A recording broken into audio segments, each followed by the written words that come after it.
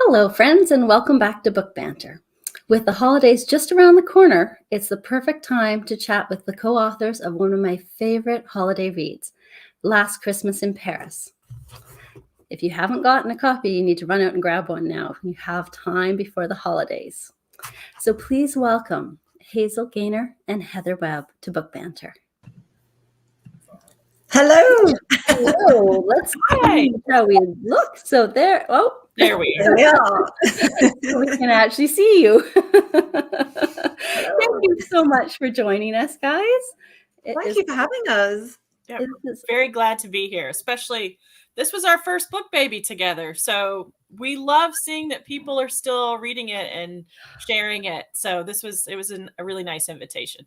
Oh, yeah. I'm so glad because it's, I don't do a lot of rereading of books, but this is a reread for me. So it's that good. That's the testimony is that if I will read a book a second time, it's really good. So that's lovely. And we have lots of people tell us that, it's so lovely, isn't it, Heather? This time every year since the book was published, we go back into Last Christmas in Paris mode because people are rediscovering it or gifting it to friends or rereading it. And it's just a lovely re-celebration of that first book we wrote together. So yeah, it's lovely to see it every year. It's actually, I think, a perfect way to start the holidays. So it's, you have all the emotions in it. So you're ready. Absolutely. Start as we mean to go on. Exactly. So Last Christmas in Paris released in 2017. And it is an emotional telling of life and love through all 4 years of the Great War. And it's such a poignant novel. I am very curious to know if there is a bit of research, even all these years later, that stuck with you guys. Oh, wow. There's so much, I'd say, isn't there, Hazel? I always remember this photo, a black and white photo of horses that died in the war, of all things. And it was actually an image of a horse. And they had, I want to say there were men inside of it that composed the image. And it was, thousands and thousands and thousands of horses died during the war. It's not something that's talked about very often, but anytime we see an animal get hurt in a film or we read about it in a book, we're all just, and Evie's brother Will had to sacrifice his beloved horses to the cause, and that piece always sticks out in my mind for some reason.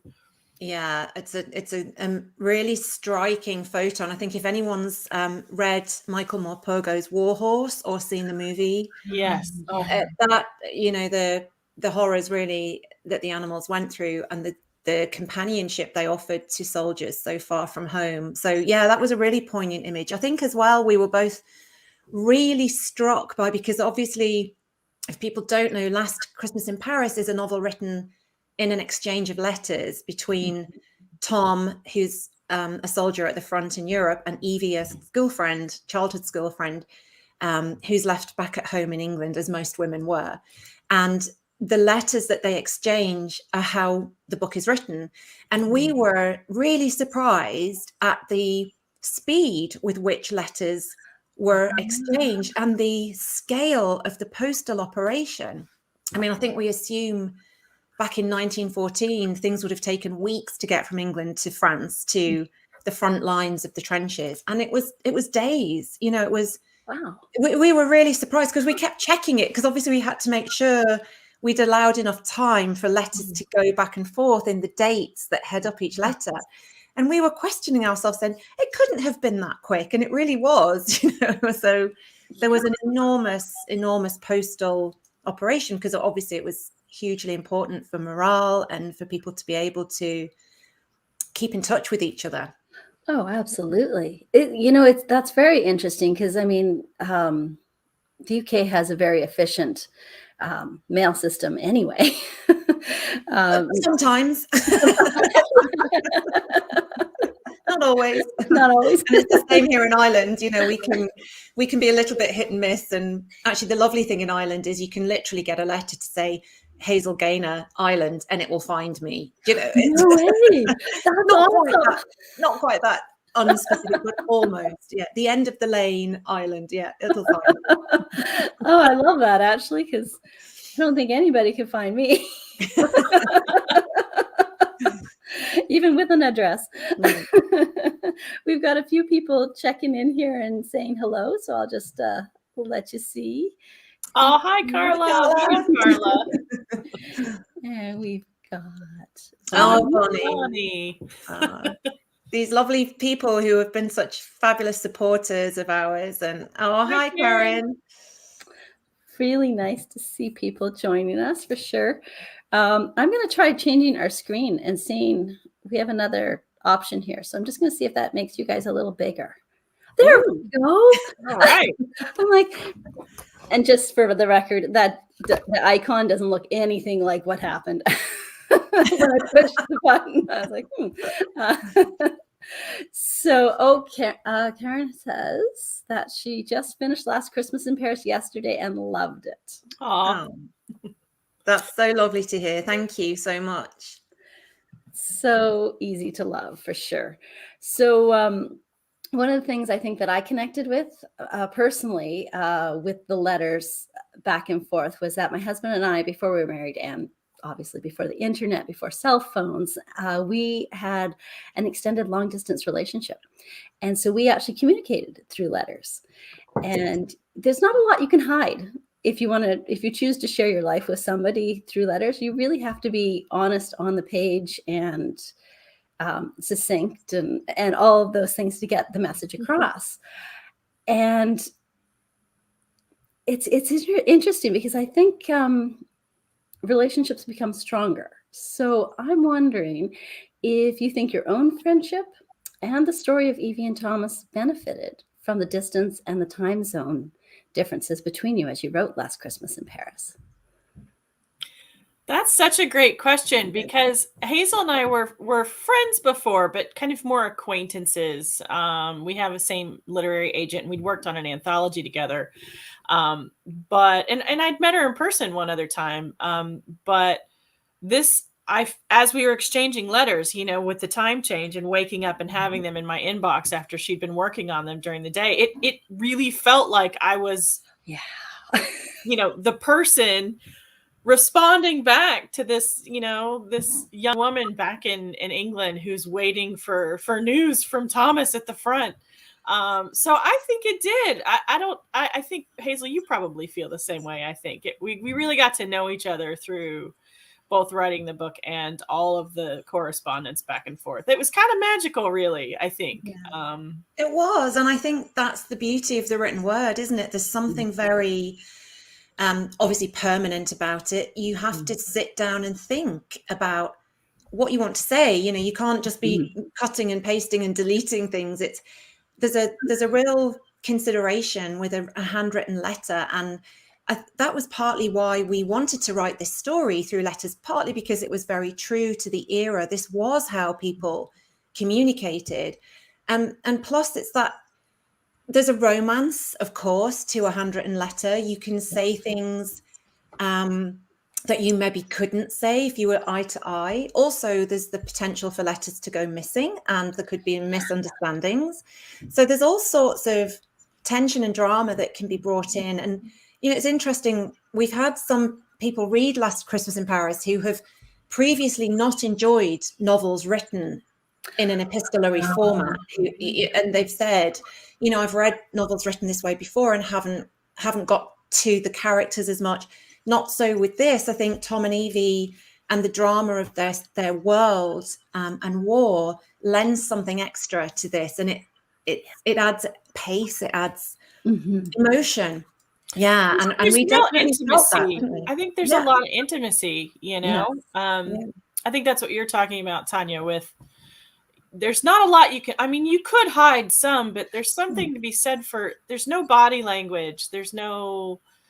When you're with someone, you do a lot of reading through their facial expressions and their energy, and you get none of that with letters. So you have to really, you're going into your heart and your mind. And I just think that's so intimate. It really is. And it does build a strong foundation. And then when you have the context of facial expressions or body language, it's almost like an upgrade. And there are wait a minute. There are times in the book where Thomas and Evie do come together, have time together, but we learn about how they felt at the time they were together through the letters they subsequently exchange. So again, you do have those connections, physical, in-person connections, but as a reader, we understand how that played out through the continued exchange of letters. It's a really challenging way to write a novel, and for two people who've never co-written a book before, I mean, what were you thinking? Hazel, I look back and I'm amazed because just the headings alone, we had to figure out and coordinate all of the dates. Yeah. And not just the dates of the letters to each other, but, there are different things happening at different points in the war. And so we'd be like, oh God, it's the Battle of the Somme. Now we have to figure out, is he there? Is he not there? Where, would it make sense for him to be there? What were the dates? And anytime we moved a plot thread, we were sort of scrambling to make sure all the history lined up too. So I look back and think that, I don't know how we did. I don't know how we did it. It's a little bit of crazy making. It worked though. I think there was, some books have that little bit of magic, and I think we definitely felt that with this book. It was a gift, I think. It really was. Yeah, it really was. That's really nice, because I think that's why it does continue to give to so many. I think that when you find a gift yourself in a writing process and it goes into the world, other people pick up on that. Yeah. And they enjoy it and they embrace it. And Bonnie had just said that she picked up her copy back in July and has been waiting to read it until Christmas. So funny enough, the next question I had for you, somebody else has already also asked as well. Oh, this old chestnut, yeah. We get this question a lot because all three of our novels together, we do both take a point of view just initially for the first draft, and then we both edit everything. I mean, there's no sentence, there's no word that both of us haven't combed over. So I wrote Tom initially, and Hazel wrote Evie, but that doesn't mean, Hazel was all over Tom and I was all over Evie. So yeah.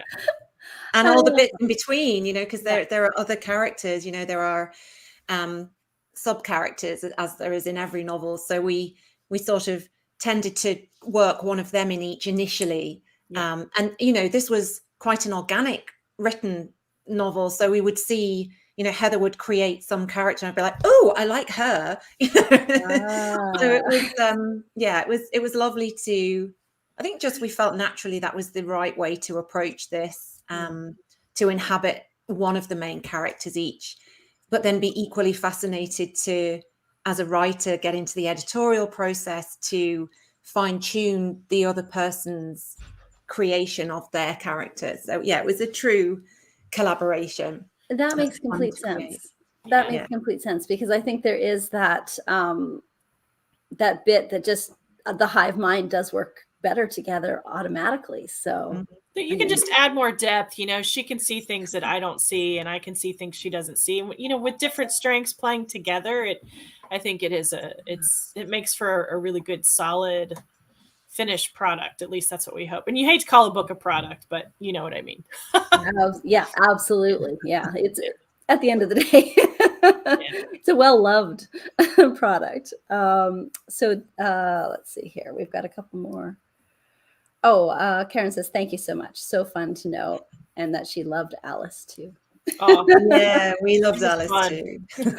She was a good character for sure. And it's funny, we sometimes want to go back to those characters that seem to just jump out of a novel and have their own voice very clearly, even though they're not one of the main protagonists. And we've often talked about Alice, and we've had similar experiences with other characters in other books. So who knows, they might all get together at a party. Well, wouldn't that be fun? time travel and all. Yeah. So that would be really fun. I think there is always a character that kind of stands out. There's that just kind of goes through. I don't know. Do you do that in your independent novels as well? Do you find there's a type of character? Oh yeah. Always present? Yeah. And sometimes I'll be writing the main character and I'll think, but I really love this secondary character more and I want to write them. Why am I writing the main character? But you know, you love the secondary characters because they add flavor and they play against almost the main character in their personalities, which is perfect. You need sort of a foil for the, so, you know, and also they need a really different voice from the main character. So that's always fun too, to just pick someone who's completely different and add them in. Yeah, so it definitely happens in our solo projects, I think. I'm speaking for you, Hazel, but well, we're a unibrain, so we are. Oh, now there's a brain I could use. It's kind of like having another wife. I'd like to have a wife. Somebody who we actually call each other. Heather is my book wife. We actually that's who she is. I think that makes perfect sense.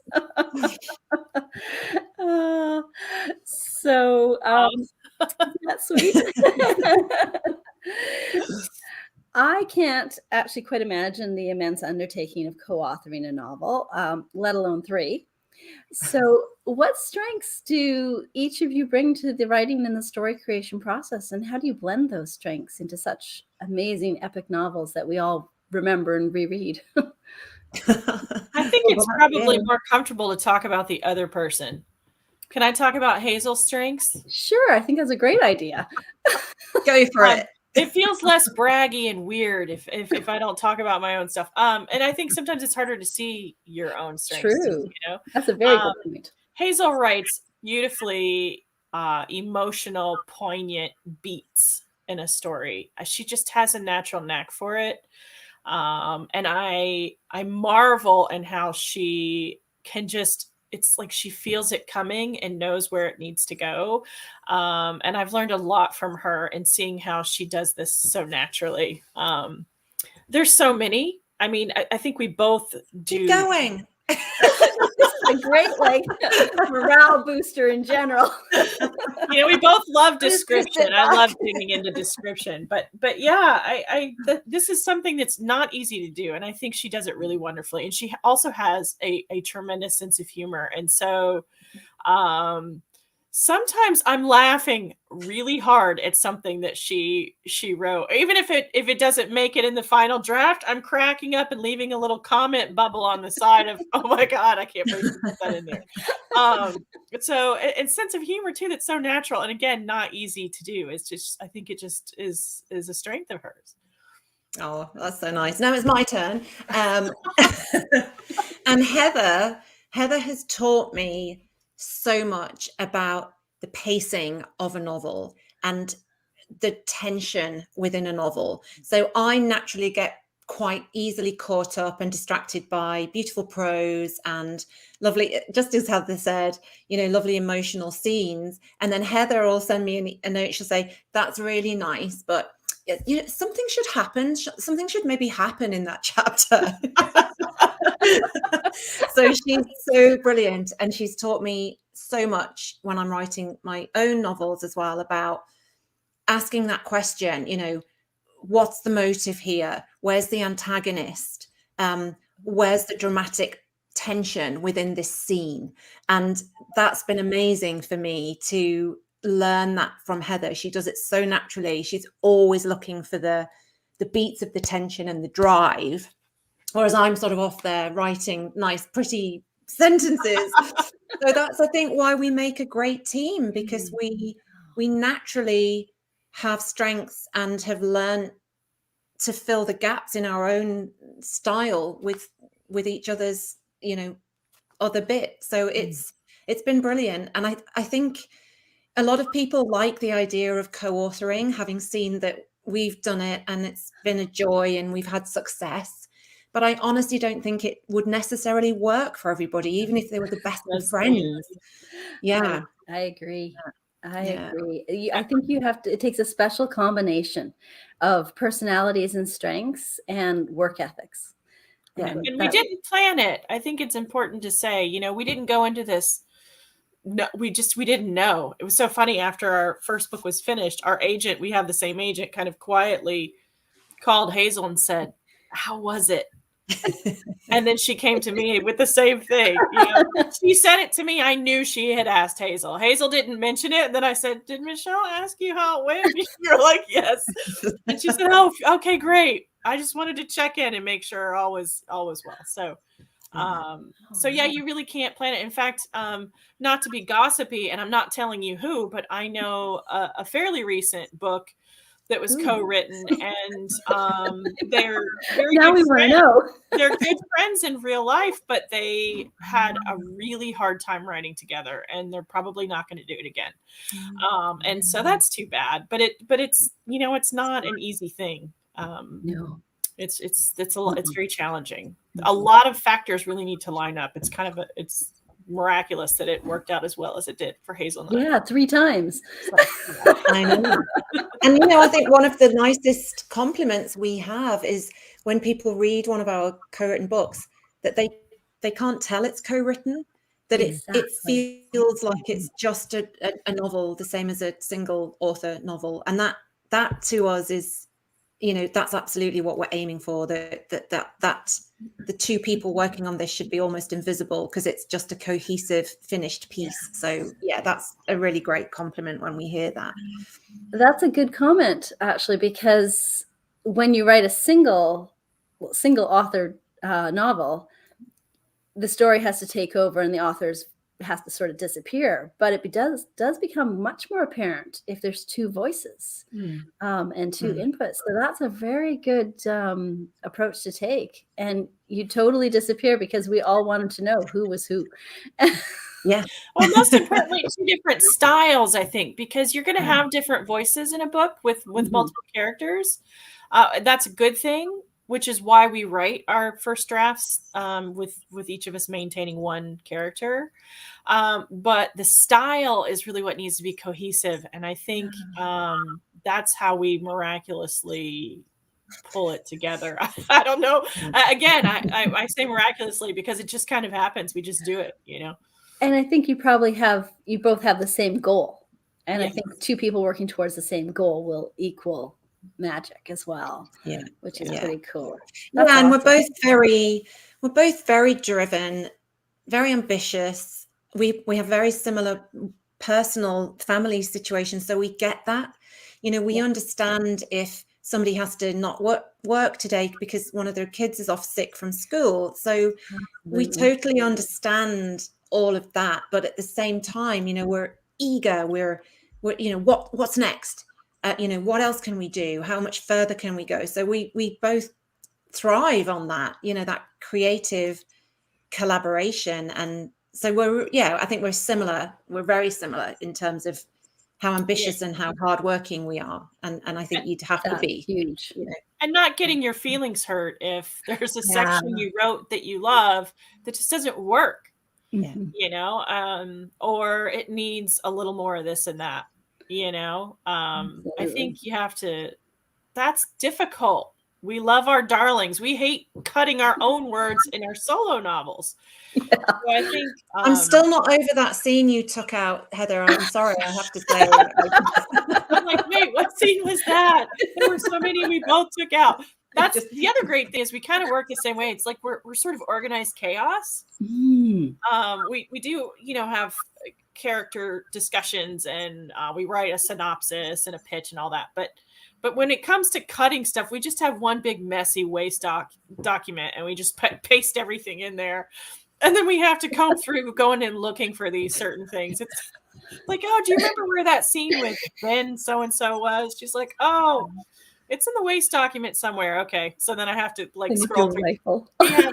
We both work exactly the same way. I think that's important too, though, because if I were super type A, that would be a bad thing. Or if Hazel were really type A, that would be bad. So yeah, which is I think exactly why I probably can't write with somebody else. I like to call it B+, but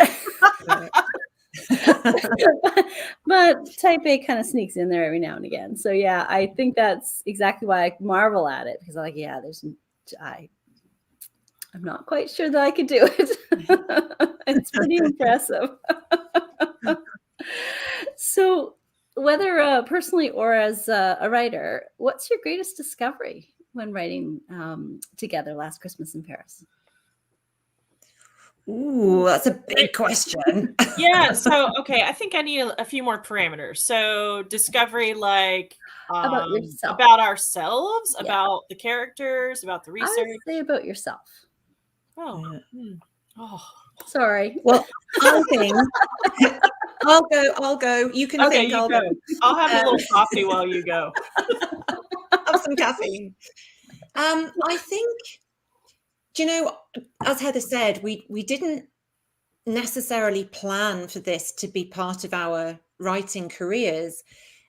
Writing together came out of a series of circumstances, having the same agent. We connected online, we got on, we worked together on the anthology Fall of Poppies, and we sort of understood each other, felt there was more to write about the war. And I think, you learn to just never have too linear a route in your career, I think, is what I've learned from this, that whatever I think being a writer might have looked like or felt like has actually turned out to be quite different, and that's a good thing.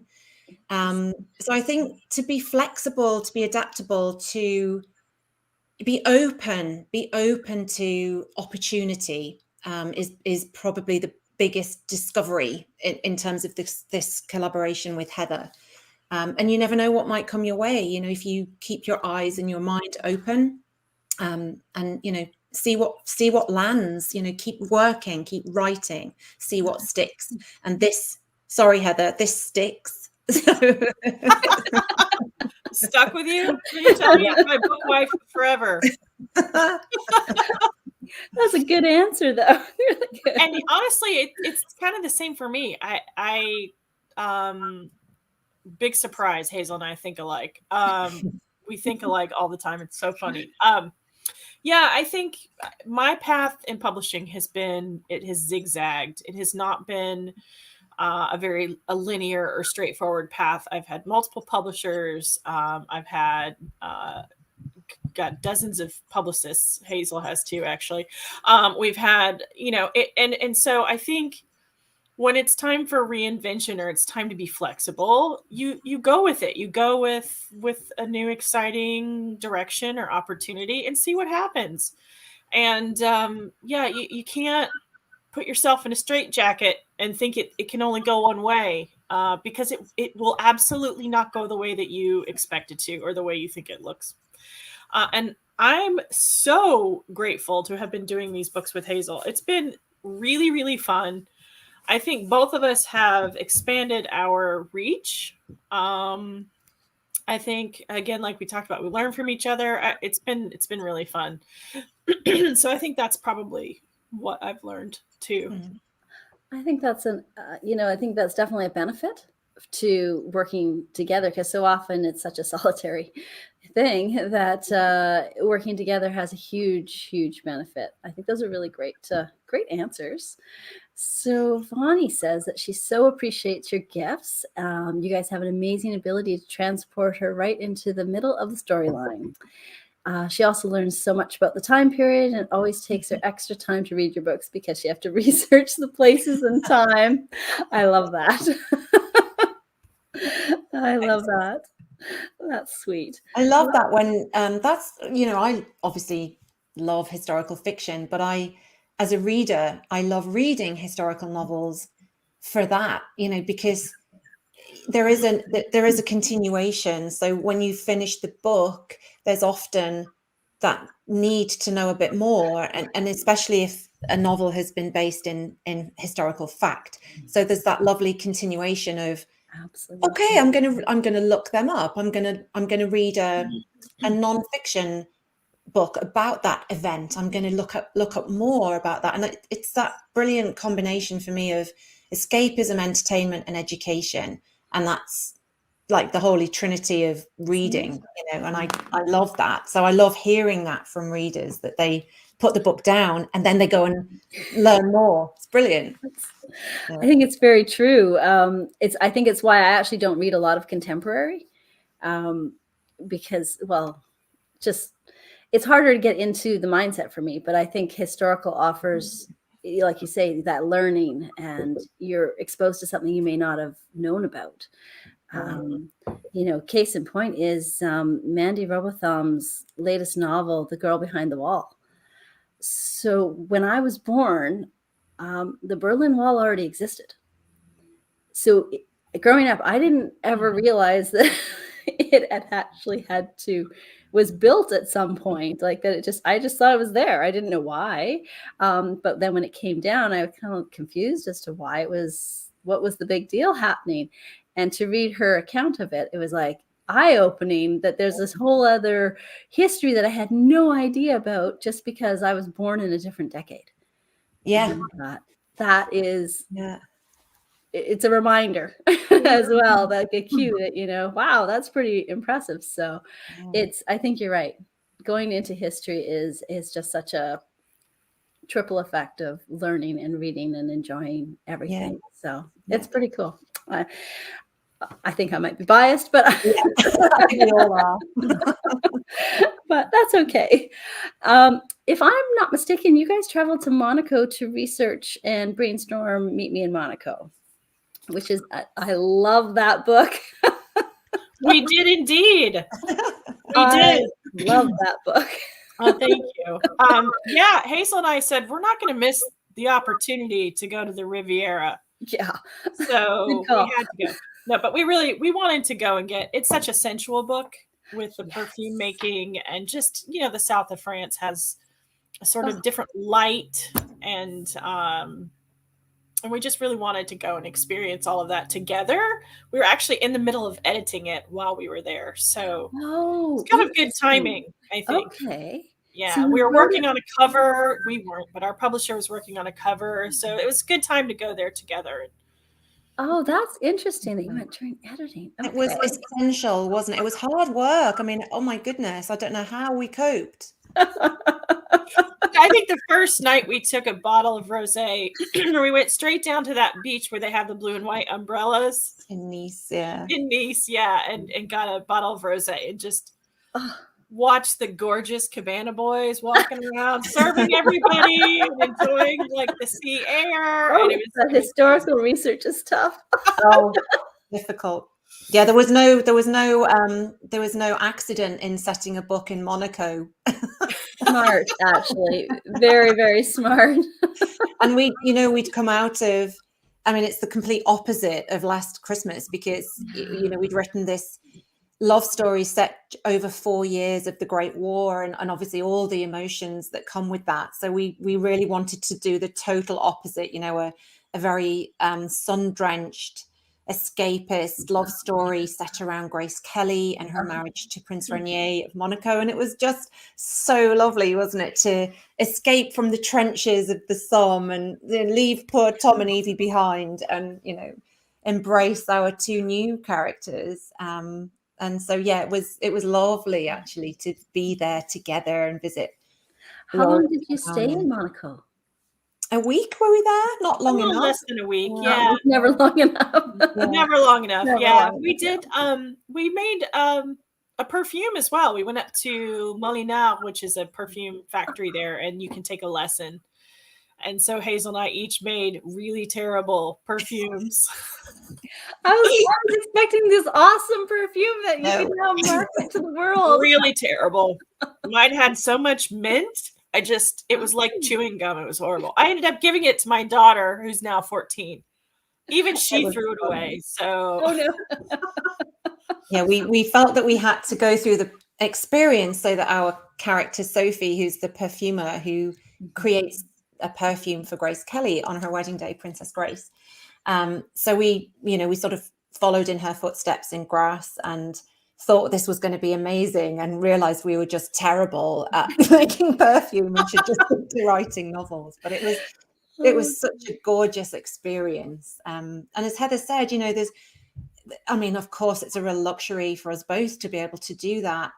But there's a real value, I think, in actually boots on the ground in a place, you know, the scent of the flowers growing, the colors, the light, you just can't beat being there if you possibly can. It's not always possible, but we were very lucky to be there and together as well.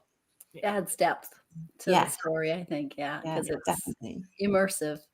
That's pretty cool. So did you travel to Paris then together, or?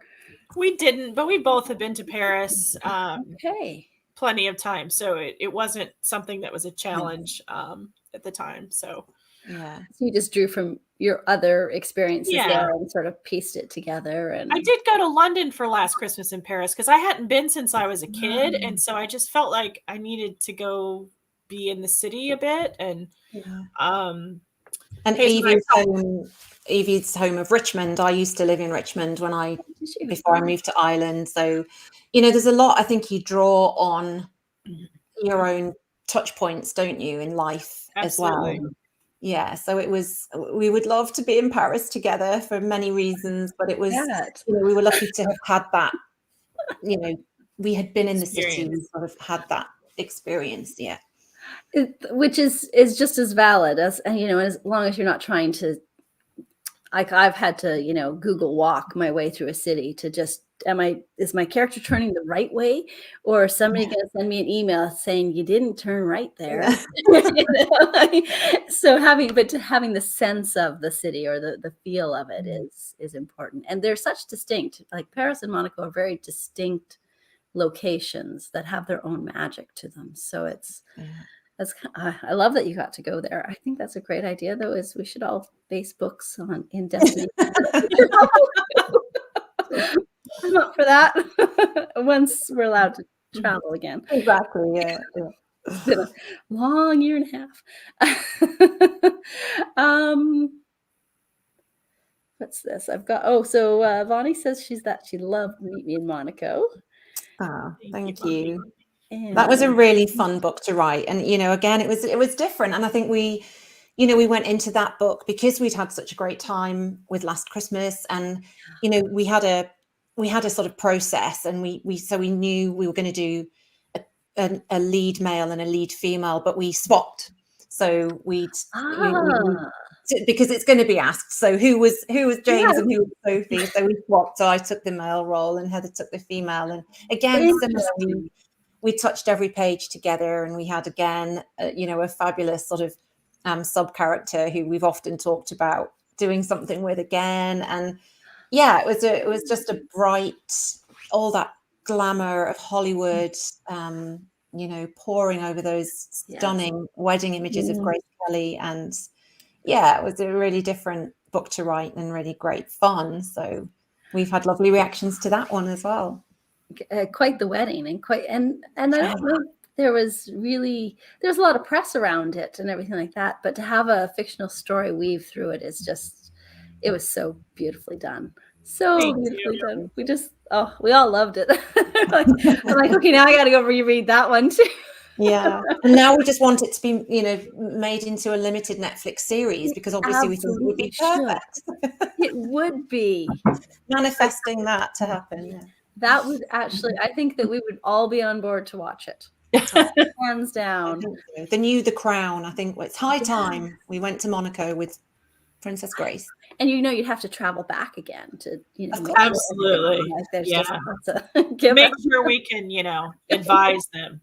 Yeah, exactly. It's going to take at least 6 months that you have to just be on the tape. So Carla's saying, and when historical fiction novels are done well. Like, okay, like all of yours. I'm thinking, is that an acronym or something?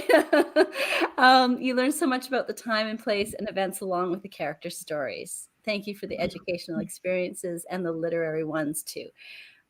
So she's asking a question that we're not there yet. Hang on, Carla.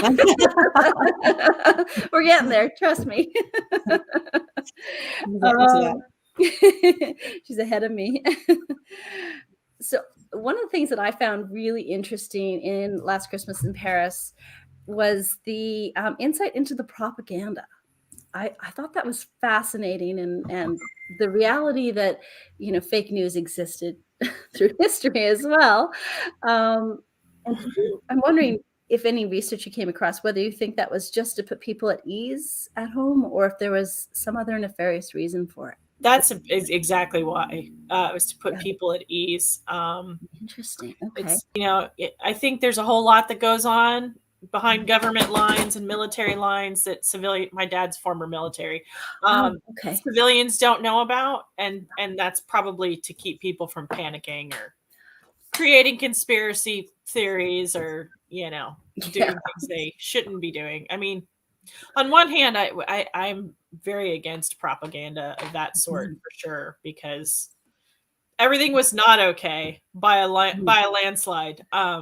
Wasn't over by Christmas, that's for sure. No, and I think there's a line between educating the public and making them panic. I mean, there's plenty of room between those two things. So I think we wanted to show that that's how we felt about propaganda even then. So I think there's that sense of, obviously people were being told everything was going great, success achieved, progress made, because the ministry, the government, as they do now, obviously wanted the enemy to believe that was happening. So it's sort of morale boosting for your own citizens, but it's sort of destructive to the enemy as well, for them to see that, another war tactic that's happening. Yeah. So, but it was fascinating, and I think, of course, with the benefit of hindsight and with, rigorous academic study, et cetera, we are in the privileged position, aren't we, of looking back and saying, aha, well, that didn't actually happen. That's what people were led to believe. And the newspaper reports were spun. They were given, the message they wanted people to see. And as Heather said, partly for protection, to create, keep morale up, keep people believing that we were winning this war, keep the home fires burning, all of the stuff that came out of the Great War. And we saw it even more so in the Second World War. Yeah. It's for just sure. part of those. When you have anything huge going on in life, of course, that's going to happen. But we wanted to, as well as this sort of gentle, tender love story between Tom and Evie, we did want to go into some of those more political realms of war, and with Thomas's newspaper business, his father's empire, and sort of some of the skullduggery that was going on around that. So there's lots of interesting facets to war that I think people might be surprised are in the book. That it's a love story, but there is a lot going on through the book as well. And again, as readers say, then you sort of go, "Ooh, I'm going to go and look that up." I didn't know about that. So exactly. I think it's an important point, because I think if we know about history, then maybe we won't repeat it again. Well, we hope so. It's not currently working, but yeah. And isn't that what people felt? I mean, that's partly where the title for this book came from, that people were told when war was announced in the August of 1914, it would be over by Christmas.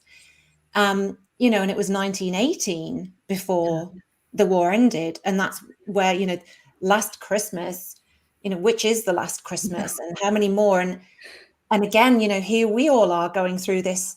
When is this going to end? How much longer? And of course, that's exactly what people went through during the wars. They didn't know it was going to last for 3, 4, 5 years. It's that endlessness. Yeah. The inability to plan, to make future. Yeah. I think that's the hardest part. Yeah. Well, of course, with war, there's always the worry and the stress over your loved ones or your city or your home and things like that. Your horses, like the horses thing totally got me as well, by the way. I was like, oh, that's a part I hadn't thought about. But yeah, totally. That's on so many fronts. I like that you touched on it, though. I think that it's an important perspective for everyone to know about, for sure. And that kind of takes me right into the female characters. I love reading historic fiction through the lens of how women might have experienced it. And I'm wondering if there was any specific inspiration for the female characters in Last Christmas in Paris. There wasn't, was there? Not There specifically. Yeah, no sort of key historical figure, and of course, you know, we've been given so many amazing historical novels written around, you know, a known historical figure. I think Evie and Alice were really, I suppose, a composite of lots of women's, let's use the word ordinary, although I'm not so sure it's nice to call someone ordinary, but you know, people who just had a quiet, normal life and maybe didn't do anything exceptional. You know, they weren't a secret operations, you know, they weren't sort of landing in the middle of the danger zone, but they equally had a part to play. And you know, how we see Evie's life change from being a privileged young woman who's therefore prevented really from getting her hands dirty and her sleeves rolled up, and she wants to help, she wants to figure out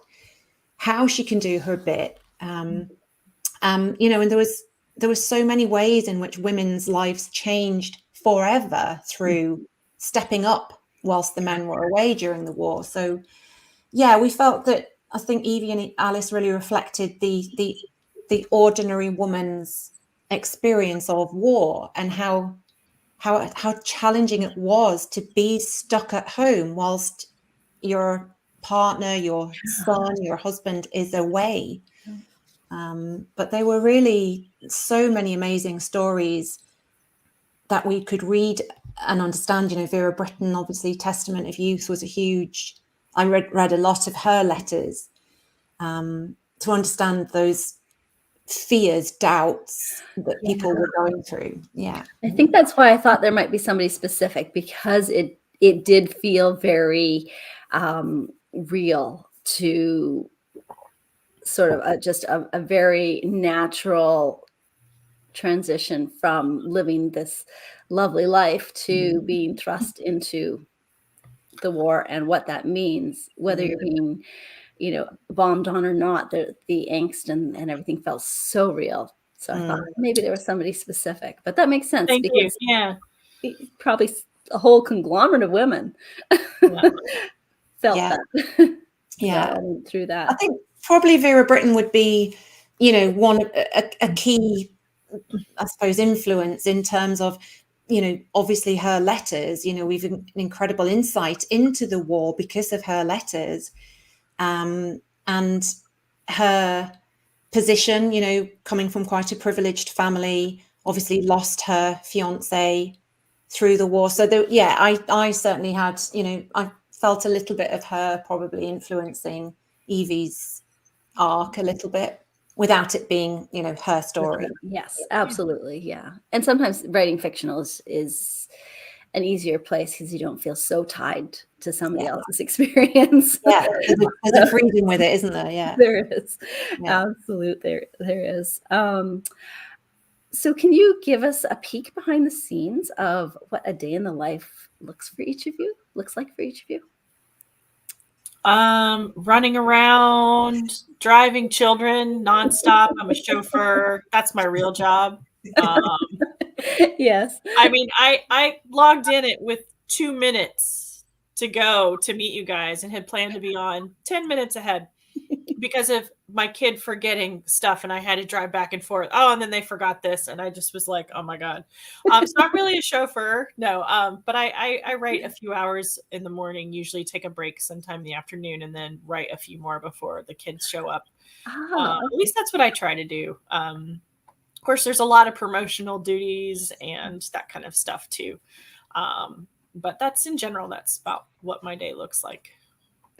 Same. Similar. I mean, I often say I'm a full-time writer some of the time. That's a good answer. It's life, isn't it? And I think, again, as I said, I think that's why Heather and I work so well, because we have a very similar home situation going on. So, you know, we both approach this as a job. It is our job. and the words only get written if you sit in your chair and write them. So I'm the same, as soon as the children are at school, coffee, 9 o'clock at the desk. And then it's a combination of whichever stage you're at. Are you drafting? So there's a lot of research and hard writing. Are you editing? Do you just have a book out, in which case you switch into more sort of promotional author mode and look slightly nicer? You don't wear a ponytail and no makeup? So there's lots of different phases to what a typical day looks like, depending on what stage of the writing process I'm at.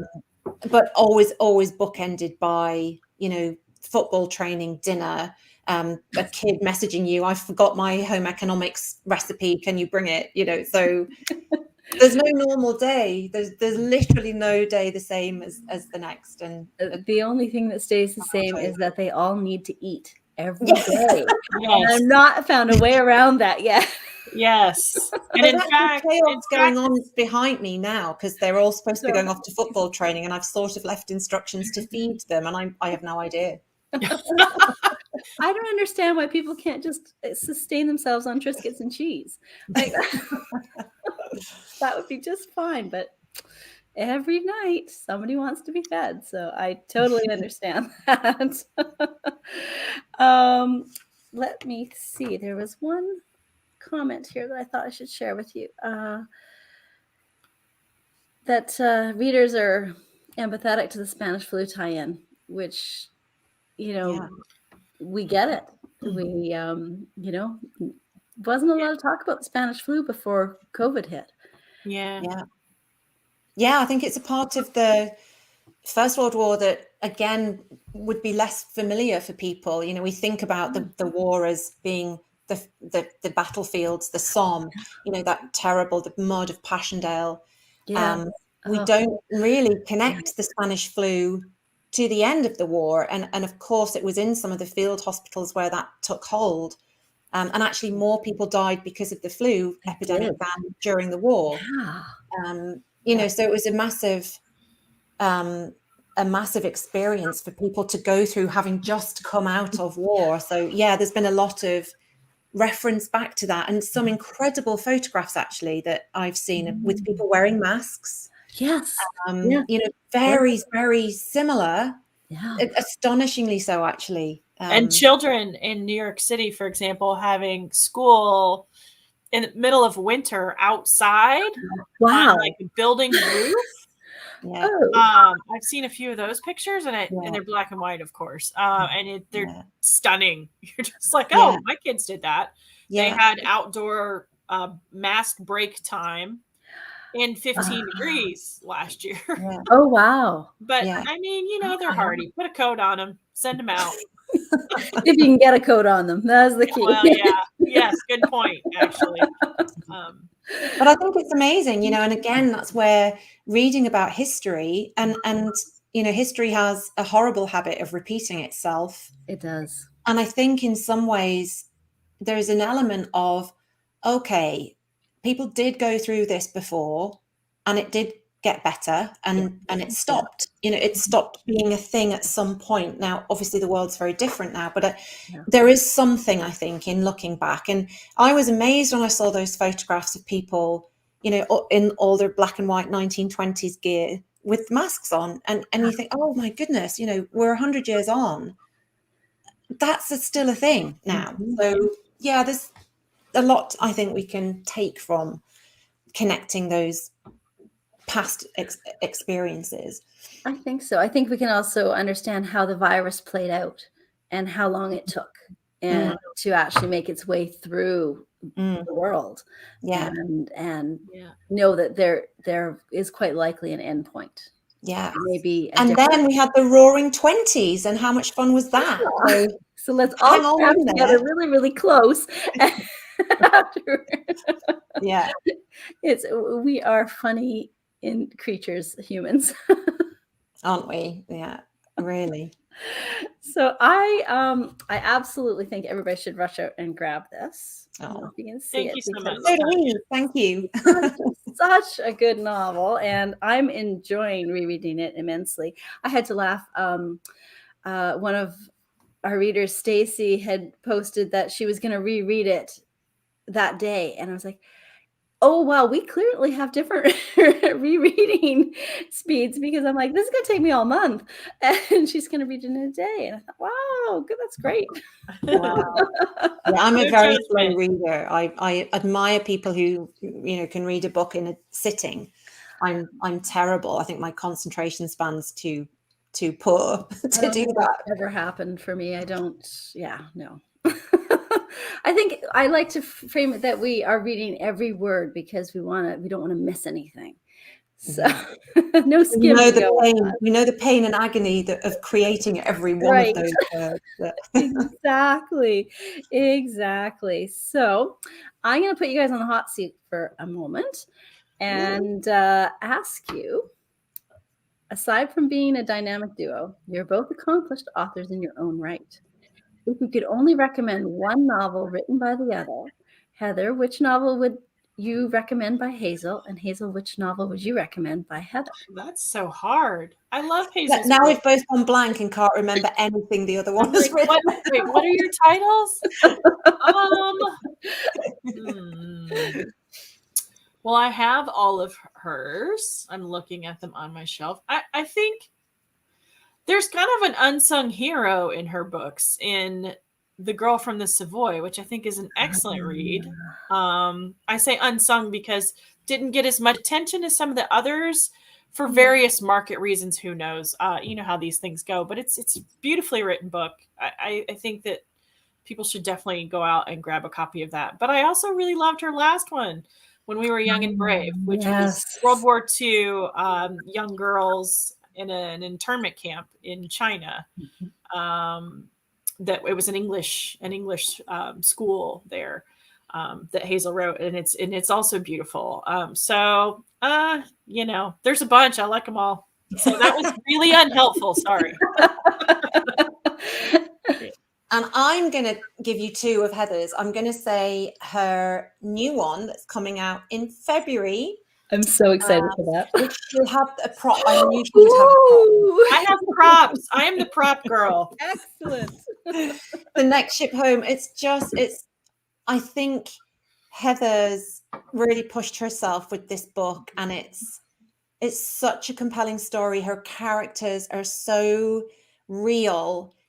This story of Ellis Island and the immigrant experience, but with a really different, very Heather twist on it. And I think it feels really fresh, really timely. It's a really powerful book of female sort of empowerment in really difficult circumstances. And I loved it, absolutely loved it. And I think people are going to be just really thrilled when they get their hands on that in February. Really? So that for sure.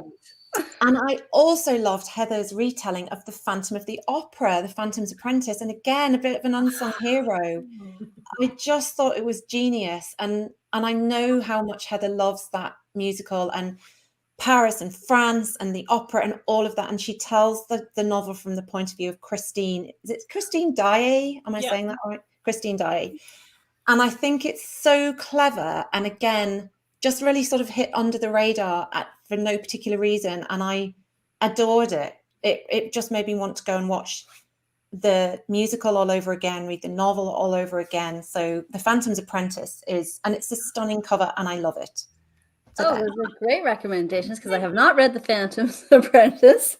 I've already got the Next Ship Home. Yeah. On pre-order. Oh, so, thank you. I'm ready for February. I just have to get through the next few months. And oddly enough, The Girl from the Savoy is on my Kindle right now. Oh, excellent. Lined up and ready to go. Great read. So I'm looking forward to it immensely. My favorite has been The Lighthouse Keeper's Daughter. That's a great one too. That's a lot of people's favorite. Yeah. I have to tell a quick story about that. I read an early copy just because, we share books and stuff and give each other feedback. And I read the first, I think 50 pages and I was sobbing and I just put this comment, Hazel, you're killing me. Oh my God, I'm dying. And as soon as I said that back to her, she pinged me. It's like, oh my God, your comments. Because I would just, make not very editorial style comments. They were very reactive, like a reader. And so yeah, I could see why that's a favorite too.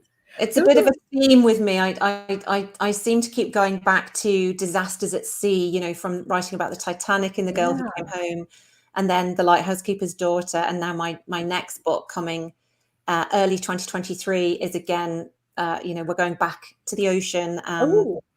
Yeah, it's going to be Tissues Required, amazing story set during during World War II, a story of survival at sea. So I think there's something about me and emotional stories set on the ocean, and I get terribly seasick, so I don't know what's going on. It's your way around it. I'm exercising from the demons there. Well, Tanya, I hate to do this, but my daughter has a doctor's appointment. Speaking of being a chauffeur, I'm literally going to get there like in the nick of time. And it was not expected. I'm so sorry. No worries, because in that question you answered what you were working on already. And the only other question was really, is there something together that you're working on? Everybody wants to know that. Yes. Dun, Hopefully. dun, dun. Yeah. The breaking news, we hope to be working on something together again. Very early days, but the thumbs are up. We have an idea. We're talking about it with our agent. So watch this space. Yes. Okay. It's gonna be we're so excited. I mean, we had a very feverish texting session back and forth. We're very excited about it. So that is excellent. So Hazel and Heather very happy about return. Everybody loves that response. So I won't keep you, Heather, because I know being late for doctors and children is never a good thing. So. No, unfortunately. Thank you so much for having us. It was lovely chatting with you. Thank you guys for joining us. It was really, really fun to have you, and I hope we get to do this again. Yeah, absolutely. Thank you so much, everybody, and wishing you all a happy holidays. Yeah, thank you guys for coming and listening and the questions. Bye. Bye.